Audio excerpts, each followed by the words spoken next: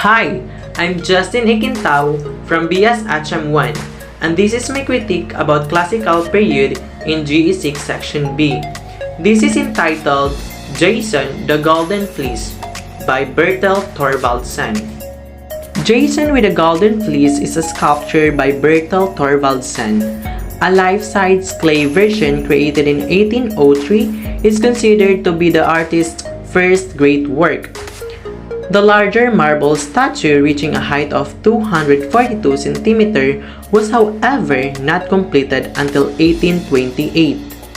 The sculpture expresses the principal themes of the ancient Greek myth of Jason recounted by the Alexandrian poet Apollonius of Rhodes, about a hero who traveled on a voyage in search of the Golden Fleece in an attempt to help his father recover his kingdom from King Pelias. A vase painting of Jason from the 3rd century BC depicts Jason removing the golden fleece from the sacred tree. Thorvaldsen's work was initially executed for the Copenhagen Academy to demonstrate his progress. A marble version was subsequently commissioned by Thomas Hope, a wealthy English art patron.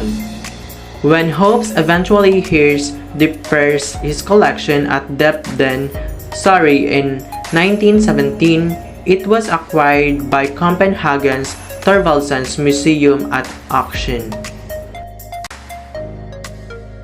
Considered to the Thorvaldsen's breakthrough work, this statue's theme stems from a drawing of Jason's and the Golden Fleece by Asmus Jacobs Carstens, but the aesthetic of the nude figure is also inspired by the Apollo, Belvedere, and Doryphorus, both from antiquity. The archaeologist George Drega also played an important role expanding Thorvaldsen's knowledge of ancient history and culture.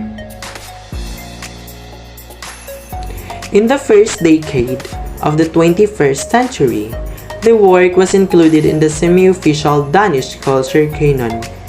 In selecting the work, the Culture Canon Committee commended in Thorvaldsen's white, sharp, intense, and rhythmic lines, evoking a distant heroic figure. At the same time, Thorvaldsen created the statue. Denmark was evolving from absolute monarchy into a period liberalism revolving around the individual citizen's view of the world. Similarly, this sculpture brings his monumental works down to an individual level.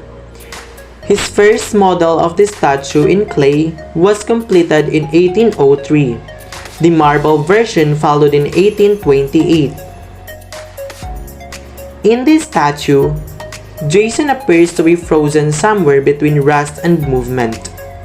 The first is swan and he is returning home with his prey over his arm, expressing both physical and mental calm. He is the prototype of the classical hero. The sculpture is fully balanced, no matter where your eyes fall, and you can find corresponding element. For example, the lance is reflected in the chest strap, the fleece in the tree stump, and the curled tip of the helmet in the horns of the ram. The reason why Jason needed to find the golden fleece in the first place is because of the order given by Pelias. Pelias came up with the idea from Jason, who conversed with his uncle on what he would do to keep someone away. Jason did not realize at the time that Pelias wanted to rid himself of Jason forever. Pelias had taken the throne in Lolcus from Jason's father, making Jason no longer the heir to the crown. So, since Pelias most likely felt threatened by Jason, he didn't want himself anywhere near Lolcus. Pelias sent him on an impossible mission to fetch the golden fleece from the king Aeetes of Colchis. Jason did not refuse the order forwarded by Pelias, but instead assembled a fleet of heroes and warriors to help him on his journey This group was the Argonauts. The Argonauts were made up of the least 50 heroes or more, depending on what source you are examining. Some Greek historians think that there were around 85 members. A few of the known Argonauts were Jason, Heracles or Hercules, Castor, Polydeuces, Eupemus, Periclymus, Orpheus, Aretus, Aetion, Callias, Zatus, and Mopsus.